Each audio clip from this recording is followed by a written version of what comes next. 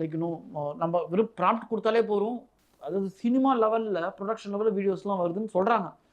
But இன்னைக்கு வேணால் வராமல் இருக்கலாம், இப்போ வர வீடியோவே நல்லதாக இருக்குது. பட் கோயிங் ஃபார்வர்ட் கண்டிப்பாக அந்த மாதிரி வருங்கிறதுல எந்த சந்தேகமும் இல்லை. பட் இதெல்லாம் என்னென்னா நல்லா யூஸ் பண்ண தெரிஞ்சவங்களுக்கு. நீங்கள் வந்து ஹே ChatGPT, I am writing a blog post to cover top 10 reasons to learn AI, give me an article like this so and so words அப்படிலாம் கொடுத்தீங்கன்னா அது ஜென்ரலாக எழுதி கொடுத்துரும். ப்ராம்ப்ட் இன்ஜினியரிங்னு சொல்லுவோம். ஓகே, அதை யூஸ் பண்ணி பண்ணணும். இல்லைனா வந்து மல்டி ஏஜென்ட் சிஸ்டம்னு சொல்லுவோம், அதை யூஸ் பண்ணி நம்ம பண்ணணும். அப்படி பண்ணால் தான் ஹை குவாலிட்டி கண்டென்ட்டே வரும். ஸோ கண்டென்ட் க்ரியேஷனுக்கு ஏஐ யூஸ் பண்ணுறதுக்கே வந்து நம்ம நிறைய கற்றுக்கணும். ஓகே, அது ஒரு ஆஸ்பெக்ட். அப்புறம் இந்த கண்டென்ட் வந்து ஒர்க் அவுட் ஆகணும்ல, அதுக்கு ஃபங்க்ஷனல் மார்க்கெட்டிங் நாலேஜ் இருந்தால் தான். நீங்கள் பிளாக் கிரியேட் பண்ணியிருக்கீங்க, அந்த பிளாக் ரேங்க் ஆகுமா ஆகாதா அப்படின்னு யாருக்கு தெரியும்? நீங்கள் சோஷியல் மீடியா போஸ்ட் கிரியேட் பண்ணிருவீங்க, அந்த போஸ்ட் வந்து ரீச் ஆகுமா ஆகாதா தெரியணும். ஒரு வீடியோ வந்து ஈஸியாக கிரியேட் பண்ணிடலாம், அந்த வீடியோ யூடியூப்ல வந்து ரீச் ஆகுமா ஆகாதா? இதுக்கு வந்து ஒரு மார்க்கெட்டிங் பேசிக் நாலேஜ் இருக்கணும். So you need to be a digital marketer first who knows how to use AI tools. So ரெண்டுமே உங்களுக்கு வந்து ஈக்குவலாக வேணும். டிஜிட்டல் மார்க்கெட்டிங் நாலேஜ் வேணும், ஜெனரேட்டிவ் AI எப்படி யூஸ் பண்ணி கண்டென்ட் ஜென்ரேட் பண்ணுறதுங்கிற நாலேஜ் வேணும், ஆட்டோமேஷன் நாலேஜும் வேணும். அந்த மாதிரி மூணுத்தையும் சேர்ந்த கலவை இருந்து இருக்கிறவங்க தான் சூப்பர் ஸ்டார்ஸாக வருவாங்க.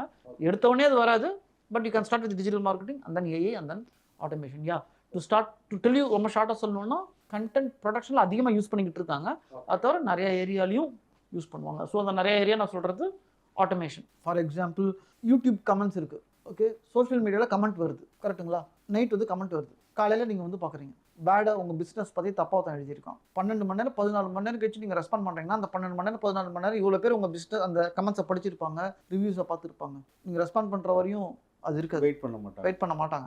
அவங்க உங்களுக்கு வேணாம்னு சொல்லிட்டு போயிடுவாங்க. அந்த மாதிரி கேசஸ்லாம் ஏஐயோட அப்ளிகேஷன்ஸ் பியூட்டிஃபுல்லாக இருக்கும். ஃபார் எக்ஸாம்பிள், சின்ன எக்ஸாம்பிள் சொல்கிறேன், யூடியூப்பில் வந்து ஏபிஐ யூஸ் பண்ணும். ஓகே, அந்த ஏபிஐ என்ன பண்ணணும், சின்ன எக்ஸாம்பிள் தான், யூடியூப் கூட வேண்டாமே. ஃபார் எக்ஸாம்பிள் நீங்கள் ஒரு ஆட் ரன் பண்ணுறீங்க, ஏன்னா ஆர்கானிக் கண்டென்ட்டில் நெகட்டிவ் கமெண்ட் வந்தால் பரவாயில்ல, காஸ்ட் பெருசல் இல்லை.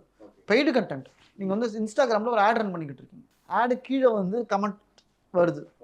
ஓகே, நீங்கள் நாளைக்கு மார்னிங் உங்கள் சோஷியல் மீடியா மேனேஜர் வந்து அந்த கமெண்ட்டை பார்த்து அவர் ரெஸ்பாண்ட் பண்ணுறதுக்குள்ளே இம்ப்ரெஷன்ஸ் நிறைய போயிடும், you lose lot of customers, right? So அந்த கேஸில் என்ன பண்ணலான்னா ஒரு ஏபிஐ யூஸ் பண்ணி, இன்ஸ்டாகிராமோட ஏபிஐ யூஸ் பண்ணி வர ஒரு கமெண்ட்டையும் நீங்கள் லைவாக கேப்சர் பண்ணி இவனுக்கு அனுப்பிச்சிடலாம். யாருக்கு? ஏஐ அனுப்பிச்சிடலாம். ஓப்பன் ஏஐயோட ஏபிஐயாக இருக்கலாம், அதாவது ChatGPTயோட ஏபிஐயாக இருக்கலாம், இல்லை ஜெமினியோட ஏபிஐ யூஸ் பண்ணி ஏஐ காமிச்சு அங்கேயே ஒரு சென்டிமெண்ட் அனாலிசிஸ் பண்ணலாம். இது பாசிட்டிவ் சென்டிமெண்ட் இருக்கா, நெகட்டிவ் சென்டிமெண்ட் இருக்கா அப்படின்னு.